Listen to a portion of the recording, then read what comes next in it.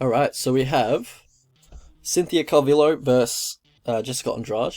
So Calvillo has a 3-inch height advantage and a 2-inch reach advantage. You know, most of these girls are going to have that over Jessica Andrade.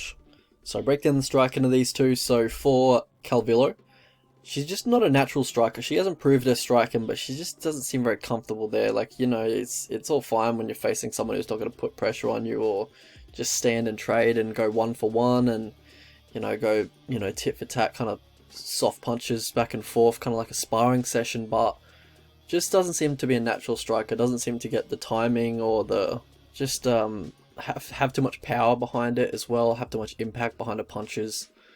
It just doesn't seem very natural to me, honestly, but, stand-up is quite rudimentary, the 1-2 for the most part. She is quite uncomfortable when pressured, in my opinion, and that's what Jessica Andrade is going to look to do. That's what Jessica Andrade does. She just has constant forward pressure. She'll break opponents with that forward pressure. She looks to close the distance, swing a big left hook, a big right hook, really close the distance, nullify that reach advantage her opponent generally has, and then, get to work in the pocket. So, in regards to the grappling, Jessica Andrade has a nice high crotch single leg on the fence that she generally likes to go to. That's one of her favourite takedowns. For Calvillo, she has very good takedown defense on the single leg. But, Calvillo, she's very good. She's very good on top, but most of her takedowns are reactive and, she doesn't proactively wrestle a whole lot. Like, a lot of her takedowns are off court kicks. Like, she'll catch a kick, work a single leg from there, catch a kick, push the opponent over, ground them from there. She's very good on top, but just a lot of her takedowns are just reactive, like a reactive double leg or reactive leg catching a kick and taking her down from there. But when she does proactively wrestle, she kind of reaches for her takedowns from way too far out. She tries to force the finish on her takedowns, tries to fall over or just pretty much just bundle herself over the opponent and hope that they fall over behind her. But yeah, she's very good on top. She's good at floating in top position, short elbows for ground and pound, takes the back quickly if you, do give it up or you turtle up. She's aggressive off bottom as well, triangles, arm bars, kimuras. She's a good grappler. She's a very good grappler. And for Jessica Andrade, she's got very strong hips when defending takedowns. And as I said before, Calvillo doesn't have the best takedowns. And if Jessica Andrade gets on top or reverses it with, strong hips, and Calvillo ends up on bottom, Andrade just have aggressive ground and pound, and while Calvillo might be locking up an armbar or something like that, or just trying to set it up and it takes a bit of time, she's not being very defensively sound, Jessica Andrade has got a few shots to the head with her ground and pound. So it's just very dangerous to go for those, techniques off your back. It's pretty low percentage at this level of MMA. You don't see too many guard players or people getting subbed, in top position at this level in the top 5 of the division. So how these guys win fights? So for Calvillo, she's good on top.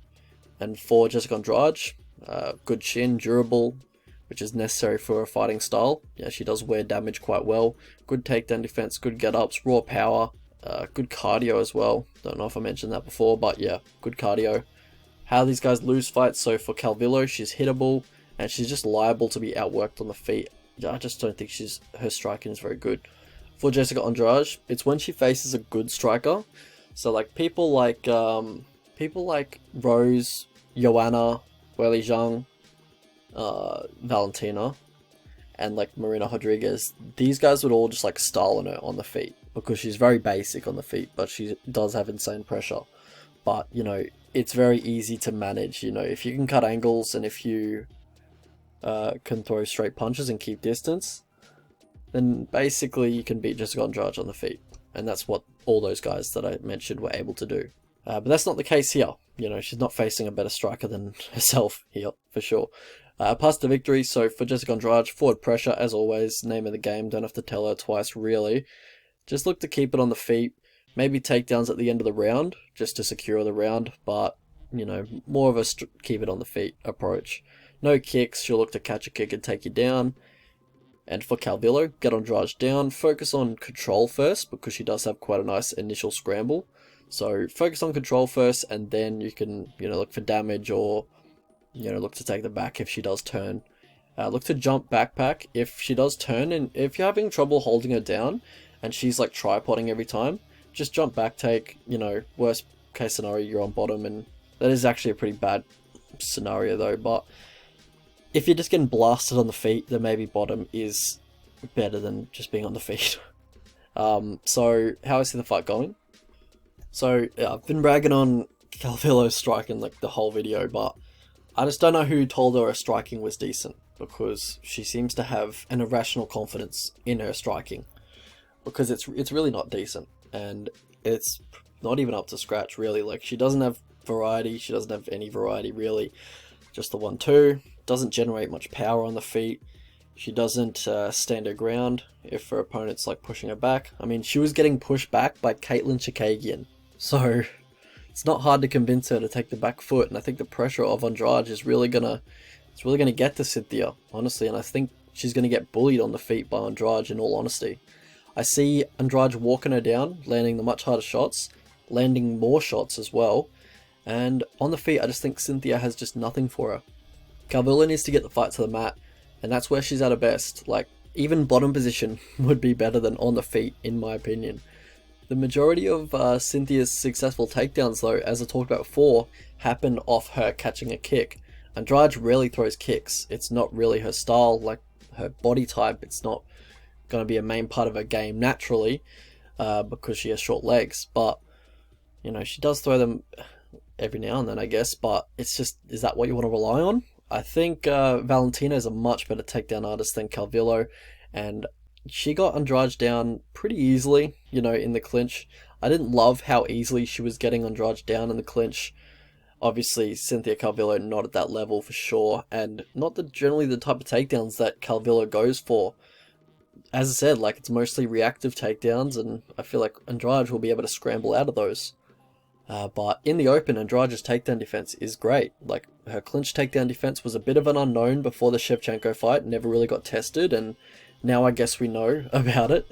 So I would definitely look to exploit that if I was Calvillo, but I gotta mention, like, Andrade has very good get-ups as well, so even if Calvillo gets her down, it's not like the round or the fight is over by any means. Generally, Andrade is giving up a lot of size, but in this one, she's not really giving up that much size. Calvillo is also quite undersized for 125, so she's going to be facing someone roughly her own size here, which is quite new for Jessica Andrade. I just don't really see a feasible path to victory for Calvillo here. Like, I guess the clinch takedowns, but it's not really something she's ever gone to in the past. I think Andrade wins a very dominant decision or finishes her. Alright, so prediction is Jessica Andrade by decision, I believe I said. Yep. Cynthia is tough, so I think she'll be able to survive to the cards. So I think Jessica Andrade should be a bigger favourite than this, honestly. I think Cynthia is a good fighter, but I think it's a terrible matchup for her. And yeah, I think Jessica Andrade is just going to really, just going to have a way, really. I'm surprised Goes the Distance is about at pick of money. I think it does go the distance a fair, probably 60 to 65% of the time at least. Oh fuck, I've got it. There we go. What else? I mean, Andrade's decision. I don't think she finishes Cynthia, but I could definitely see it. But I wouldn't. That wouldn't be my most likely outcome in my opinion. But yeah, I think, you know, $1.42 or minus 240. I think that's still value on Andrade. I think she cruises in this matchup. Honestly, it's just a really bad stylistic matchup for Cynthia.